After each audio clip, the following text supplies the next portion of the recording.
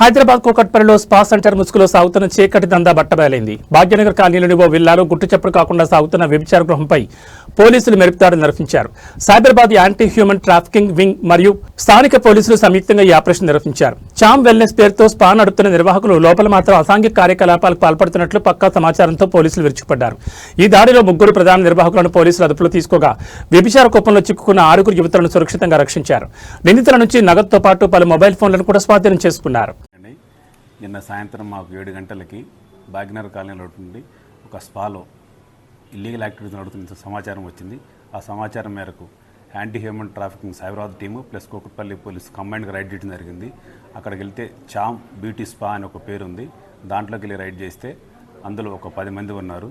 వాళ్ళలో రిసెప్షన్లో ఉన్న 3 ఎంక్వైరీ చేస్తే దివ్య అని ఒక లేడీ తన ఓన్గా స్పా అని పేరుతోటి ఒక సెలూన్ లాగా ఓపెన్ చేసి స్పా పర్మిషన్ తీసుకుని ఆమె కస్టమర్లను తీసుకుని వచ్చి అందరికీ ఆన్లైన్లో కాంటాక్ట్ చేసి వాళ్ళతోటి ఇక్కడికి వచ్చినాక కస్టమర్లతోటి ప్రాస్టిట్యూషన్ చేపిస్తుంది. తీసుకొచ్చిన వాళ్ళందరితో కూడా ఆయన అక్కడ రైడ్ చేస్తే అక్కడ మాకు అన్ని కండోమ్స్, సెల్ ఫోన్స్ అన్నీ దొరికినాయి.